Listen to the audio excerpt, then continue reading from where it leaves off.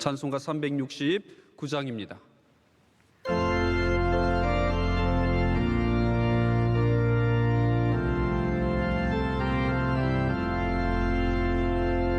죄짐 맡은 우리 구주 어찌서 친구인지 걱정 근심 무거운지 우리 주께 맡기세. 주께 고함 없는 고로 복을 받지 못하네. 사람들이 어찌하여 아벨 소를 모를까. 시험 걱정 모든 괴로움 없는 사람 누군가. 부질없이 낙심 말고 기도드려 아뢰세. 이런 진실하신 친구 찾아볼 수 있을까. 우리 약함 아시오니 어찌 아니하는가. 근심 걱정 무거운지 많이 진자 누군가. 비난 처는 우리 예수 주께 기도드리세. 세상 친구 멸시하고 너를 소롱하여도 예수 품에 안기어서 참된 위로 받겠네. 아멘.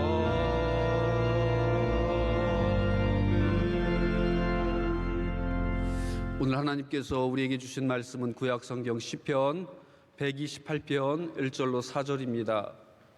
구약성경 시편 128편 1절로 4절의 말씀은 899면에 있습니다.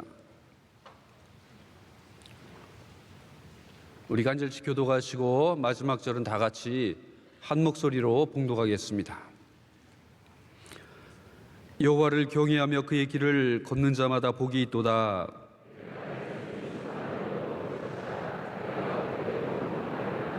내 집 안방에 있는 내 아내는 결실한 포도나무 같으며 내 식탁에 둘러 앉은 자식들은 어린 감람나무 같으리로다. 여호와를 경외하는 자는 이같이 복을 얻으리로다. 아멘. 하나님의 말씀입니다. 교회에 사랑하는 찬양대가 찬양으로 하나님께 영광 올려드리겠습니다.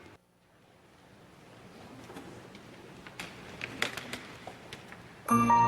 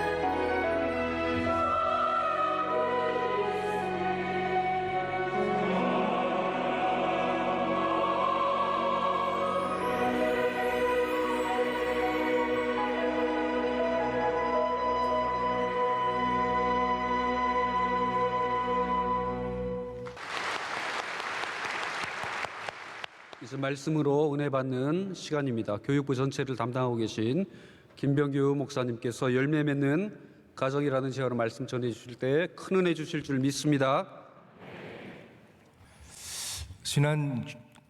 바로 이번 주일에 담임 목사님께서 이번 달은 가정의 달이고 또 오늘은 어린이날이니까 교회 학교를 담당하는 목사가 설교를 했으면 좋겠다라고 말씀하셨어요. 그게 접니다.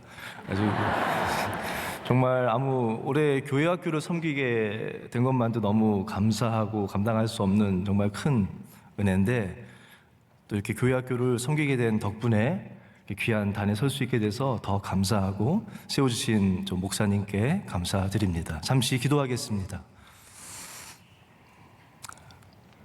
선하고 신실하신 하나님, 부족한 종이 하나님께서 주신 말씀을 들고 단에 섰습니다. 종의 입술을 주장하여 주시고 주의 말씀이 선포되어질 때 성령님께서 친히 역사하여 주옵소서. 예수님의 이름으로 기도합니다. 아멘. 지난 주일 담임 목사님께서 우리가 다시 시작해야 할 일, 성장이라는 제목으로 말씀을 전해주셨습니다.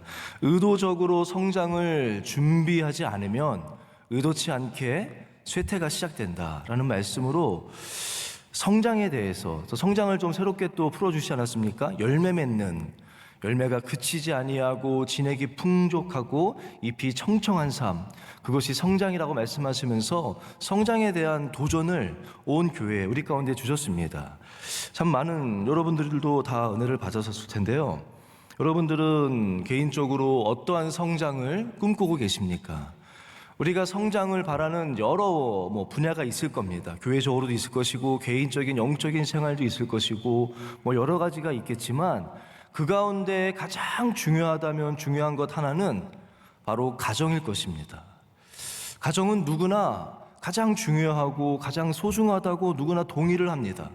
그런데 그렇게 소중하다고 말하는 거에 비해서는 가정을 위해서 노력하고 힘쓰고 꿈꾸는 것들은 좀 적은 것이 가정이 아닌가 생각이 됩니다. 전에 담임 목사님께서 새벽에 설교하셨던 대로 중요한 일, 급한 일, 긴급한 일들 때문에 긴급한 일을 처리하다 보면은 가장 먼저 그냥 미뤄지게 되는 것이 가정이 또한 아니겠습니까? 가정이 가장 중요한 것이지만 긴급한 일 때문에 어느덧 소홀히 여기게 되고, 또 가장 소중한 것이고 중요하지만 꿈꾸지 않는, 노력하지 않는 것이 또 가정인 경우가 참 많습니다. 또 어떨 때는 어떤 분들은, 어떤 가정은 열심히 노력은 하죠. 가정이 잘 살고 싶고 우리 가정이 행복하기 위해서 열심히 수고하고 애는 쓰지만 수고한 것과는 달리 그 노력들이 열매가 없는 경우도 너무 많고, 또는 열심히 한다고 하지만 역효과가 나는 경우들도 많은 것이 가정이 아닌가 생각합니다. 가정의 달을 맞이해서 저는 오늘 본문 시편 128편의 말씀을 가지고 우리가 다시 시작해야 할 일 가운데 어쩌면 정말 소중한 것, 가장 중요한 것 가운데 한 가지인 바로 가정의 성장에 대해서 함께 말씀을 나눠보려고 합니다. 결실을 맺고 생기가 풍족하고 기쁨이 가득한 가정, 이런 가정 되기를 꿈꾸시고 그런 가정 되기를 주의 이름으로 소망합니다. 그 시작은요, 어떻게 하면 그런 가정이 될 수 있는가, 어떻게 하면 어떻게 꿈꿔야 하는가, 그 시작은 오늘 말씀은 여호와를 경외하는 것이라고 가르치고 있습니다. 여호와를 경외하는 자들에게 하나님께서 복을 주신다고 말씀하고 계시고, 그러한 자들은 특별히 그들의 수고가 헛되지 않고 그들의 수고가 열매를 맺는 삶을 누릴 것이고, 특별히 여호와를 경외하며 그의 길을 걷는 자들에게는, 그의 말씀을 순종하며 살아가는 자들에게는 가정의 복을 주신다고 3절의 말씀은 또 설명하고 있습니다. 여호와를 경외하며 그의 길을 걷는 자에게 주시는 복, 그 복에 대해서 두 가지를 말씀하고 있는데 구체적으로 살펴보도록 하겠습니다. 첫 번째는 2절 말씀입니다. 여호와를 경외하며 그의 길을 걷는 자에게 이런 복이 있다고 말씀하십니다. 내가 내 손이 수고한 대로 먹을 것이라. 내가 복되고 형통하리로다. 아멘. 어떤 복이냐고 말씀하시냐면 우리의 손이 수고한 대로 먹을 것이다. 여기서 먹을 것이다는 말은요, 원어를 살펴보면은 수고의 결과를 얻을 것이다 또는 수고의 열매를 누릴 것이다 라고 번역하는 것이 조금 더 구체적인 번역입니다. 근데 수고한 대로 열매를 누리는 것이 복이긴 하죠. 우리가 아무리 수고해도 열매를 누리지 못하는 경우도 참 많지 않습니까? 그렇지만 이것이 정말 그렇게 복일까? 이것이 복되고 형통하다고 말씀하셨는데 과연 정말 복되고 형통한 삶이 내가 열심히 수고하면 그 수고한 대로 그 열매를 누리는 것이 과연 복이라고 할 수 있는가? 라는 질문을 우리가 던지게 되지 않습니까? 그것은 너무나 자연스러운 일이고 또 어떻게 보면은 수고한 대로 열매를 거두는 것은 그냥 당연한 것 아닌가라는 생각을 하게 되고, 진짜 복이라면 수고한 것보다는 나는 조금 수고했지만 너무나 큰 결실을 얻는 것이 복 아니겠습니까? 또는 아무 수고도 안 했는데 정말 복권에 당첨된다든지 뭐 여러 가지로 생각지 못한 것을 얻게 됐을 때 우리가 와 정말 복 받았다라고 생각하는 경우가 많은데요. 요즘은 그런 청년들이 많습니다. 취업도 힘들고 현실적으로 뭐 여러 가지 조건이 어려우니까 꿈을 가지고 비전을 가지고 성실하게 하나씩 이렇게 가꾸어가고 세워가기보다는 한 방에 그냥 확 성공하기를 꿈꾸는 청년들이 점점 많아진다고 합니다. 그 가운데 하나가 이제 가상화폐죠. 비트코인으로 대표되는 가상화폐 열풍이 아주 심하다고 합니다. 그래서 제가 인터넷에 가상화폐라고 검색을 해봤어요. 그랬더니 뜨는 것이, 그 가운데 눈에 띄는 것이 책 두 권이 바로 뜨더라고요. 어떤 책이냐면 이런 책 제목이더라고요. 30살 비트코인으로 퇴사합니다. 이건 실제 인물의 이야기래요. 직장에서 그냥 말단이었는데 어떻게 비트코인을 알게 돼가지고 뭐 그렇게 큰 액수는 아닙니다. 자기가 갖고 있던 그 돈을 비트코인에 투자했는데 그것이 200배인가 수익을 얻어서 뭐 수십억이 됐다고 그럽니다. 그래서 회사에 퇴사하고 난 이제 고생 끝 행복 시작이다 라고 한 그 사람이 쓴, 자기가 그 비트코인 투자 비결을 쓴 책이라고 그래요. 또 이런 책도 있더라고요. 시골 영어 선생 비트코인 투자로 매월 1억 번다. 이런 책도 있어요. 이것도 실존 인물이라고 합니다. 한 방에 큰 돈을 벌어야 복을 받고 이제 평생 놀고 먹어도 되겠다. 이것이 행복입니까? 요즘의 세대는 젊은 사람들일수록 이런 꿈을 꾼다고 합니다. 이런 사람들의 이야기를 듣고 막 부러워하고 나도 이렇게 살았으면 하는 꿈을 꾼다고 합니다. 근데 여러분, 이런 삶이 과연 정말 행복이겠습니까? 저는 성경은 단연코 아니라고 말씀하고 있습니다. 뭐 복권에 당첨되고 그 이후에 복권 당첨된 것이 오히려 행복이 아니라 불행이 된 여러 가정들의 이야기를 이야기하지 않더라도 여러분들이 많이 들었을 것이고요. 성경은요, 행복은 이런 것이라고 말씀하지 않습니다. 행복은 어떤 것이냐? 성경의 말씀은요, 여러분 가장 행복한 것, 우리가 꿈꾸는 낙원이 어디입니까? 성경에서 말씀하고 있는 에덴 동산 아니겠습니까? 에덴 동산의 삶은 어떠한 삶일 것 같습니까?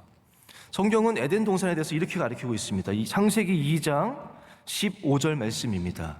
창세기 2장 15절 말씀을 제가 읽겠습니다. 여호와 하나님이 그 사람을 이끌어 에덴 동산에 두어 그것을 경작하며 지키게 하시고. 제가 다시 한번 읽겠습니다. 에덴 동산에 관한 말씀입니다. 여호와 하나님이 그 사람을 이끌어 에덴 동산에 두어 그것을 경작하며 지키게 하시고. 우리가 이 말씀은 뭐 다 읽었을 겁니다. 우리가 뭐 창세기부터 성경을 읽으면 2장에 나오는 말씀이니까 뭐 누구나 많이 읽었을 겁니다. 근데 여러분들 가운데 이 말씀을 이렇게 마음속에 깊이 새기고 붙들고 살아가는 분들은 많지는 않을 것 같아요. 저도 이 말씀을 그냥 지나가면서 읽었던 말씀인데 어느 날 이 말씀이 저에게 와서 뭐지? 라고 부딪혀 왔습니다. 뭐 때문이냐면요, 에덴 동산을 만드신 거거든요. 하나님이 이제 에덴 동산을 하나하나 다 만드시고 마지막에 사람을 만드시지 않았습니까? 그리고 나서 그 사람 아담을 에덴 동산에 이끌어 오시면서 아담에게 하신 말씀이에요. 뭐라고 말씀하셨을 것 같습니까? 여러분이라면은 여러분이 자녀를 위해서 방을 아름답게 꾸몄습니다. 뭐 놀이터를 만들든 뭘 만들든 아름답게 만들고 나서 그 자녀를 손을 잡고 그 방으로 그곳으로 이끌고 오면서 뭐라고 이야기하시겠습니까?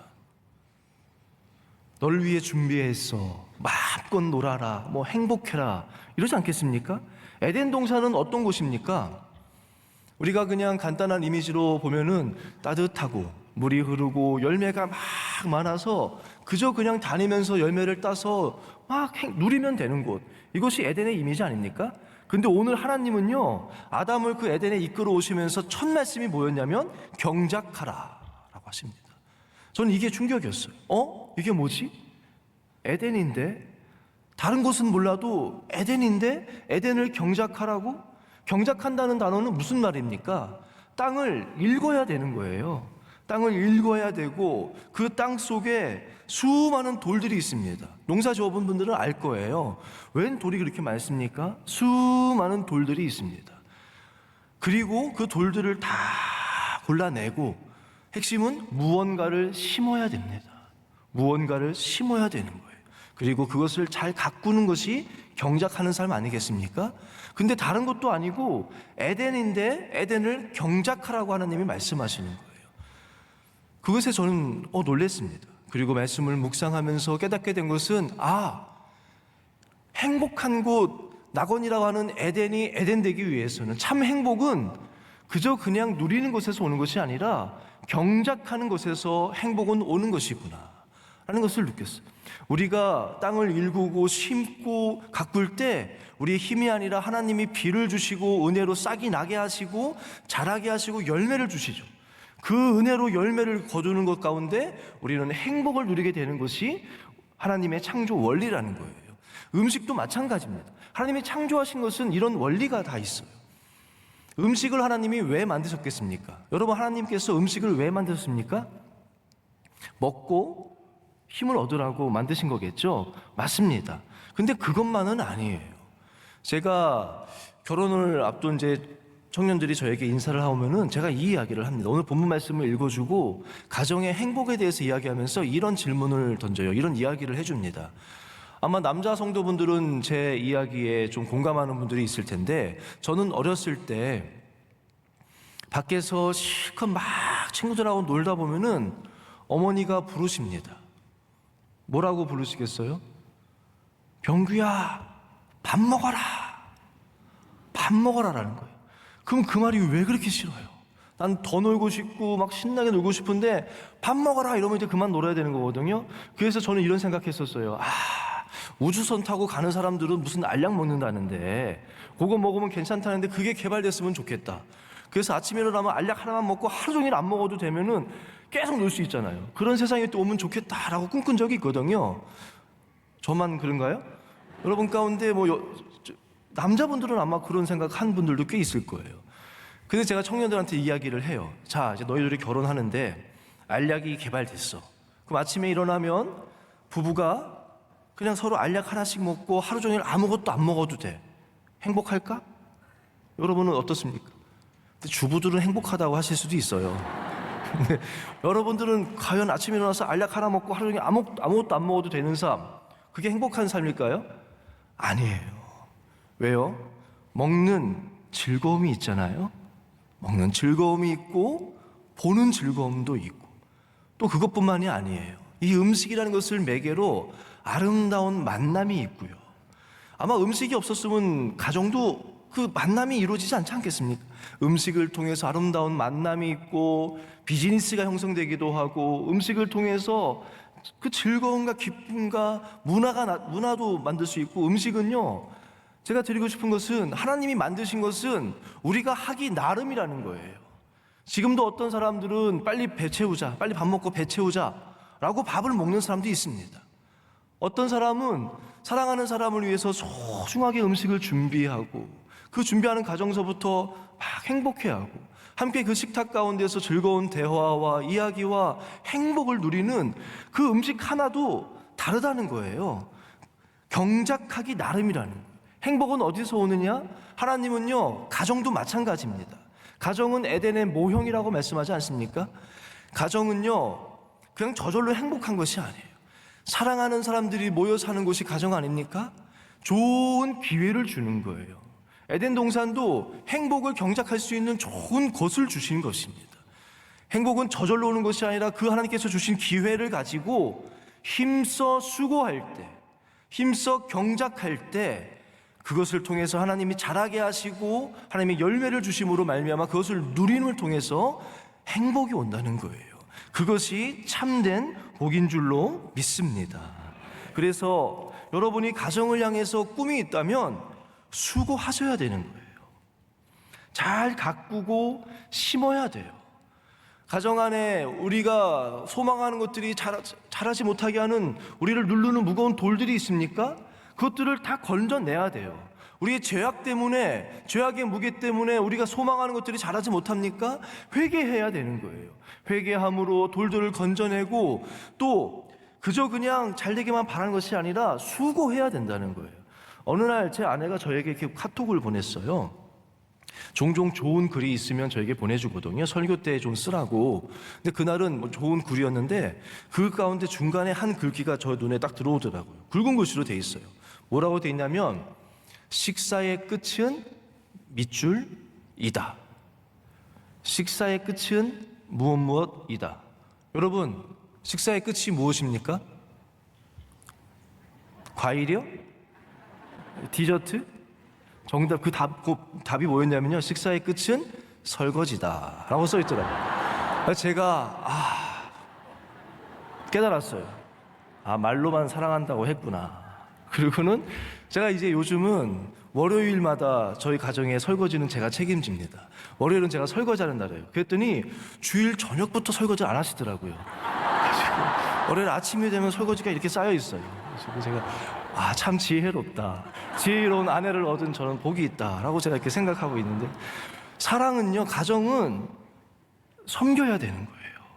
함께하는 시간을 가져야 되는 거예요. 오래 참아야 되는 거예요. 성내지 않아야 되는 거예요. 용서해줘야 되고, 안아줘야 되고, 품어줘야 되고, 믿어줘야 되고, 견뎌줘야 되고, 힘쓰고 애쓰고 할 때 가정이 열매를 맺는 거예요. 가정 가운데 생기가 풍족하게 되는 것이고, 가정 가운데 기쁨과 웃음이 넘치게 되는 것은 그저 그냥 바란다고 되는 것이 아니라 우리가 수고하는 대로. 그런데요, 우리가 수고한 대로 되는 수고한다고 또 되는 것은 아닙니다. 우리가 열심히 수고하고 경작해야 되지만, 오늘 말씀은요, 핵심은 수고해야 되지만 더 중요한 것을 가리키고 있습니다. 창세기 2장 15절에 뭐라고 말씀하냐면요, 그것을 경작하며 지키게 하시고, 지켜야 된다는 거예요. 축복을 받는 것보다 지키는 것이 더 어렵다고 어제 원로 목사님께서 말씀하시지 않았습니까? 잘 지키는 것이 중요하다고. 이 잘 지키는 것이 무엇인지에 대해서 16절부터 바로 말씀하고 있는데, 무슨 이야기를 하냐면, 뭘 지켜야 되냐고 말씀하냐면요, 선악과 이야기를 합니다. 동산 모든 열매는 너희가 먹어도 되는데 동산 중앙에 있는 선악과는 먹지 말아라. 먹으면 죽는다. 이것을 지키라는 거예요. 오늘 본문 시편 128편도 내가 내 손이 수고한 대로 먹을 것이라는, 수고한 대로 열매를 누리게 되는 복을 준다고 말씀하고 계시는데, 수고해야 열매를 누린다고 말씀하고 있는데, 그 전에 전제가 있어요. 1절 말씀이죠. 또 4절에도 반복이 되는 건데, 여호와를 경외하며 그 길을 걷는 자. 그 길을 걷는다는 것은 그 율법의 말씀을 지키는 것이고 하나님의 말씀을 순종하는 것입니다. 아무리 우리가 수고한다고 해서 열매가 다 맺는 것은 아니에요. 수고해야지 되지만 수고한다고 반드시 열매 맺는 건 아닙니다. 바로 127편에서 그렇게 이야기하고 있지 않습니까? 여호와께서 함께하지 아니하시면, 여호와께서 집을 세우지 아니하시면 세우는 자의 수고가 헛되고, 여호와께서 집을 지키지 아니하시면, 여호와께서 지키지 아니하시면 파수꾼의 경성함도 허사고, 너희가 아침에 일찍 일어나고 늦게 누우며 수고의 떡을 먹음도 열심히 사는 것이 하나님이 함께하지 아니하면, 여호와를 경외하지 아니하면, 하나님 우리 가정의 주인 되지 아니하면 헛되다라는 거예요. 가정의 성장을 꿈꾸십시오. 그러기 위해서는 열심히 수고해야 됩니다. 그리고 더 중요한 것, 여호와를 경외하는 가정. 그리고 말씀에 순종하는 가정. 하나님과의 관계가 먼저 바로 설 때, 선 상태에서 우리가 수고하고 사랑하고 격려하고 칭찬해주고 감사할 때 우리의 가정 가운데 아름다운 열매가 그치지 않는 줄로 믿습니다. 원로 목사님께서 가정에 관한 말씀 가운데 이런 말씀이 나와요. 여러분이 결혼식장 가면 순서지 뒷면에 나오는 말씀입니다. 이렇게 말씀하셨어요. 가정의 행복은 바로 여기에 있습니다. 내가 사랑한다고 해서 아내가 또는 남편이 행복한 것은 아닙니다. 하나님께서 함께 하실 때 그 사랑에 큰 의미가 있고, 하나님께서 함께 하실 때 만족하며 살아갈 수 있는 것입니다. 참 이 말씀이 참 너무 귀한 가르침 아닙니까? 우리는 받음으로 행복해지는 것이 아닙니다. 외적인 풍성함으로 만족하는 것이 아닙니다. 가정을 세워주신 하나님께 나아가면 반드시 열매 맺는 가정으로 축복하여 주실 것입니다. 열매 맺는 가정. 제가 원로 목사님 설교에서 따온 제목이에요. 그 핵심이 뭐라고요? 우리가 아무리 사랑하고 수고한다고 해서 거기에서 행복한 것이 아니라는 거예요. 하나님이 함께 하실 때, 하나님이 우리 가정의 주인 되어지고 우리가 그 하나님을 경외하는 삶, 하나님을 주인으로 모시고 사는 삶을 살아갈 때 그 가정에 행복하고 그 가정 가운데 의미가 있고 기쁨과 감사가 넘치는 줄로 믿습니다. 가정의 행복은 바로 여기 있다는 거예요. 이것을 담임 목사님은 주일에 이렇게 설명해 주셨어요. 종려나무 백향목처럼 성장하는 비결을 말씀하시면서 시편 92편 그 말씀에 이는 여호와의 집에 심겼으며, 그 핵심이 이거라고요. 여호와의 집에 심겨져야 된다는 것이죠. 어딘가에 심겨진다는 것은 이제 더 이상은 자유롭게 다닐 수 없다는 거 아닙니까? 여호와의 집에 심겨졌던 것은 이제 거기가 내가 딱 메인 거 아니겠습니까? 답답할 수도 있죠. 내 마음대로 자유롭게 못 다니는 것 같지만 한 곳에 여호와의 전에 심겨지고 주님을 나의 주인 삼고 모시고 주님 붙잡고 살아갈 때, 그러할 때 열매가 맺는 거예요. 그러할 때 하나님으로부터 진액을 풍족하게 얻을 수 있는 것이고, 그러할 때 우리의 잎이 청청하게 살아가는 줄로 믿습니다. 제가 전에 새벽 설교 때 한번 이 이야기를 한 적이 있는데, 연 날리기 여러분 아시죠? 연이 왜 높이 날 수 있는지 압니까?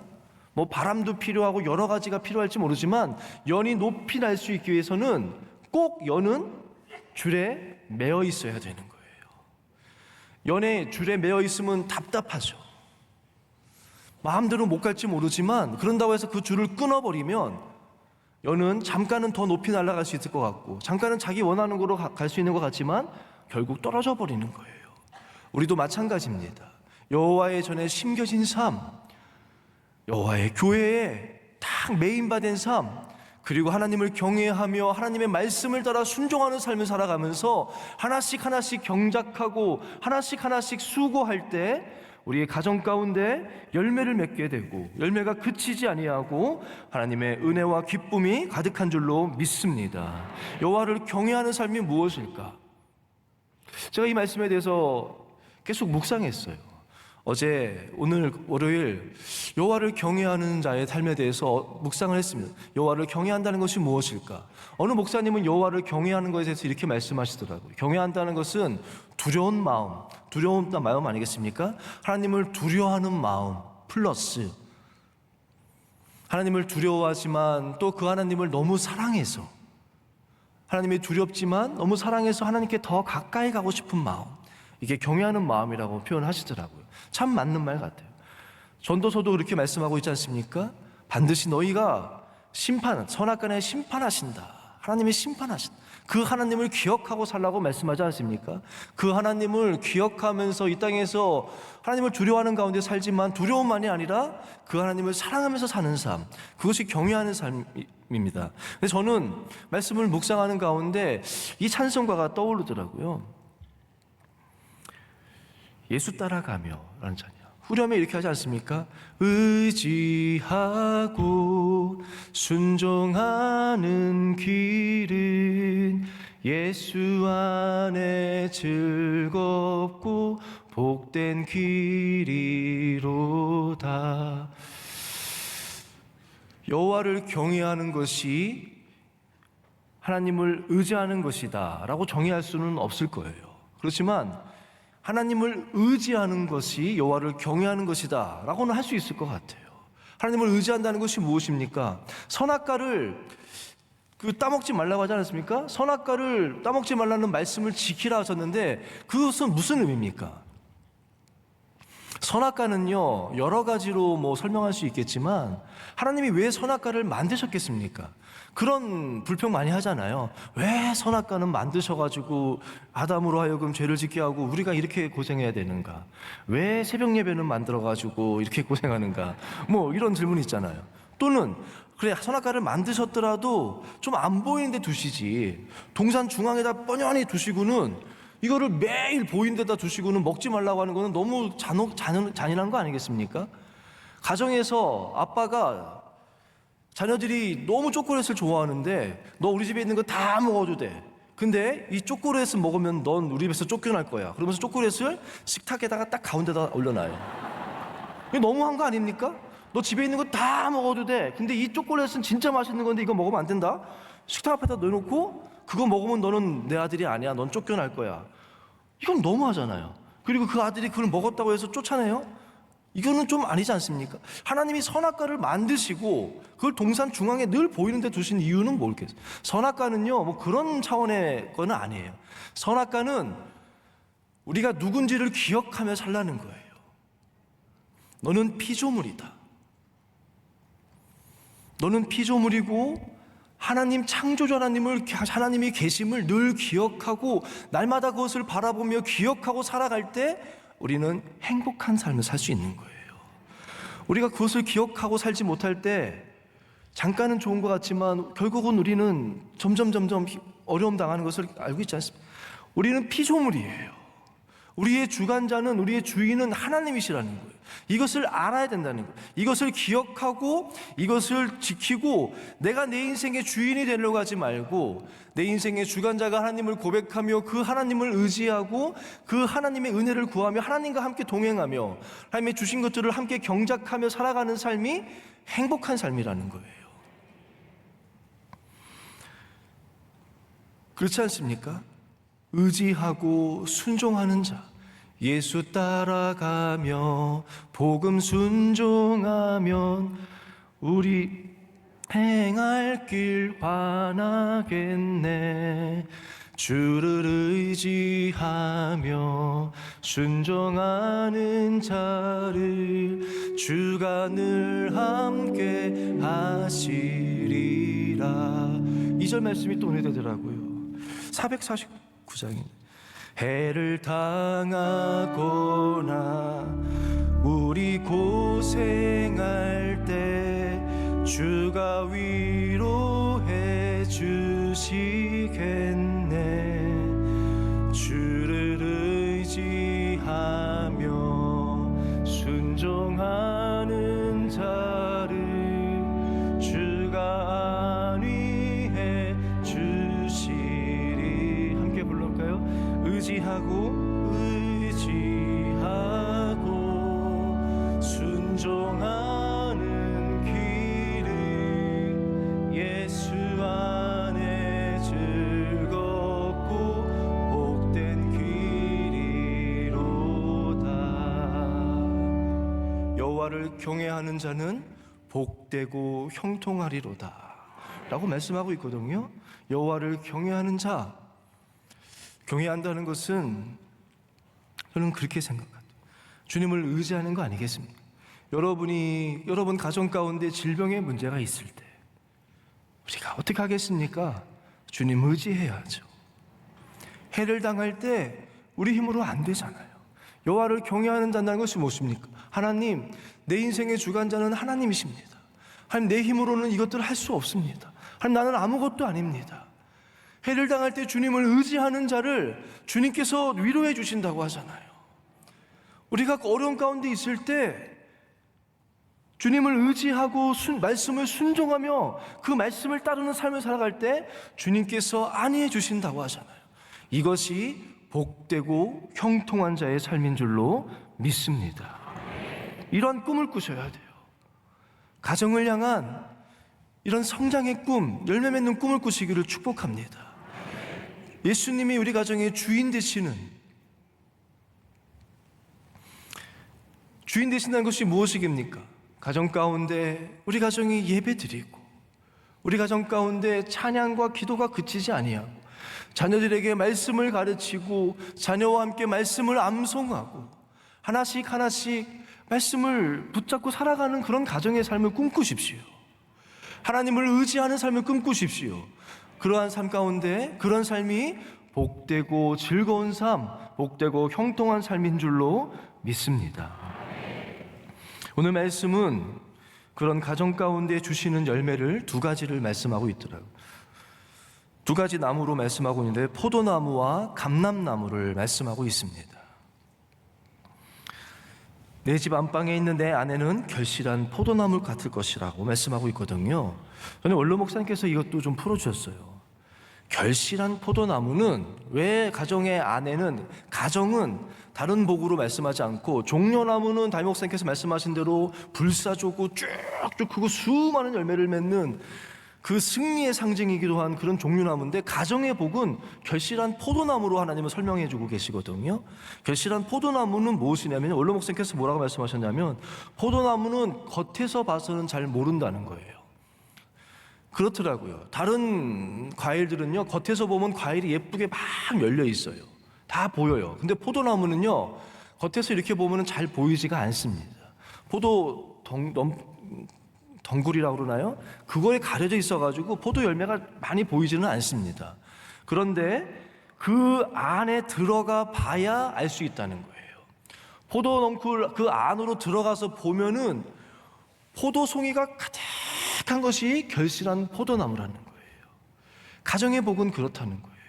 겉에서 볼 때는 잘 보이지 않을지 모르지만 또 대단한 포도송이가 그렇지 않습니까? 포도 열매는 다른 열매랑 비교했을 때 그 한 알 한 알이 그렇게 크지는 않아요. 작죠. 작지만 그 한 알 한 알이 얼마나 맛있습니까? 뭐 밖에서 보는 것처럼 막 대단한 일은 아니지만 가정은 그것이 행복인 것 같아요. 소소한 일, 아무것도 아닌 일일지 모르지만 저도 기억나는 것이, 부모님과 우리 가족이 삼형제인데 모여서 함께 그냥 이거 바가지 같은데 아무것도 아닌 거 밥 비벼가지고 고추장에다가 콩나물 해가지고 막 먹는 거, 내가 한 숟갈 더 먹으려고 막 싸우기도 하고 막 그런 것도 아무것도 아니죠. 대단한 뷔페 음식도 아닐지 모르지만 그거 생각하면 참 행복하고, 뭐 지금도 저는 뭐 세계 어느 장면보다 저는 가장 감격스러운 장면은 제 아들이 걸음마를 해가지고, 제가 이렇게 하는데 첫 걸음마를 막 아장아장 이렇게 와가지고 제 품에 안겼을 때 그 감격은 뭐 세상 어떤 것을 볼 때보다도 더 감격스러운 기억 아닙니까?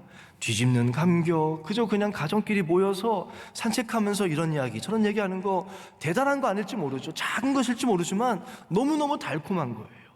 가정은 그런 거예요. 가족이 함께 모여서 예배드리고 함께 찬양하는 것 별거 아닐지 모르지만 그것들이 기쁨의 포도송이가, 감사의 포도송이가 되고 행복의 포도송이가 되고, 여호와를 경외하며 말씀을 따라 살아가는 자들에게는 그러한 은혜가 있을 줄로 믿습니다.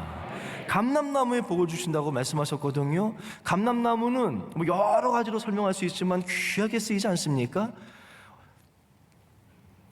내 식탁에 둘러앉은 자식들은 어린 감람나무 같다고 말씀하고 있는데, 자녀에 대해서 감람나무로 표현하고 있는데요. 뭐 여러 가지가 있겠지만 감람나무는 그 유대인 속담에 격언에 이런 말이 있다고 그래요. 당대의 열매를 얻으려면 포도나무를 심고, 자식에게 물려주려면 무화과나무를 심고, 손자에게까지 물려주려면 감람나무를 심어라. 감람나무는 제대로 된 아주 좋은 열매를 맺으려면 30년 정도 돼야 된다고 합니다. 이 30년 정도부터 열매를 맺기 시작하는데 길게는 막 1000년까지도 맺는다고 그래요. 예수님이 그 성기순례 가면 그 감람원, 예수님이 기도하셨던 그 감람원에 있는 감람나무들은 대부분이 1000년을 넘은 나무들이라고 합니다. 오래된 나무는 2300년 된 나무도 있다 그래요. 1000년이 넘은 나무들도 계속해서 열매를 맺는다고 그래요. 여호와를 경외하며 그의 길을 걷는 자에게는 이런 복을 주신다는 거예요. 나 당대뿐만 아니라 내 자녀에게도 내 자손에게도 천대에 이르도록 우리 가정에 우리 가문에 주신 이 믿음의 유산이 계속해서 점점 더 풍성해지고 그치지 아니하고 대를 이어가는 그런 은혜가 가정을 향한 하나님의 복인 줄로 믿습니다. 이 꿈을 꾸십시오. 결실한 포도나무처럼 우리 가정에 기쁨의 포도송이가, 행복의 포도송이가, 감사의 포도송이가 가득한 꿈을 꾸십시오. 우리 가정에 주신 이 믿음의 말씀이 대를 이어서 이어지고, 가정 예배가 대를 이어서 이어지고, 대를 이어서 우리 명성교회에서 기준같이 쓰임받는 믿음의 명문가가 되시는 그런 꿈을 꾸십시오. 그런 자는 여호와를 경외하십시오. 하나님을 두려워하십시오. 또 하나님을 사랑하십시오. 하나님을 의지하십시오.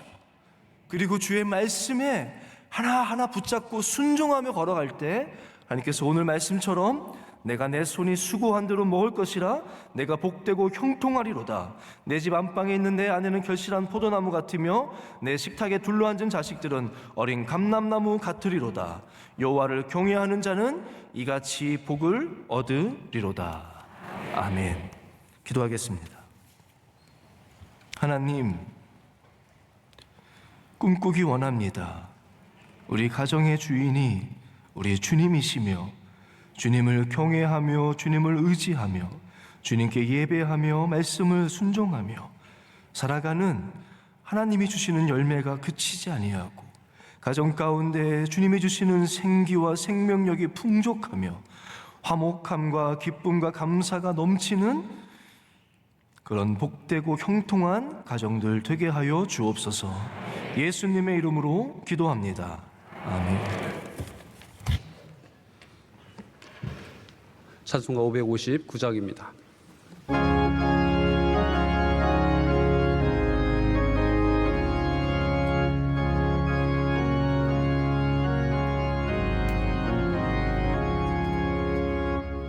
사천에 떴다만 불어있고 하나님 아버지 모르시니 믿음의 반석고 든든하다.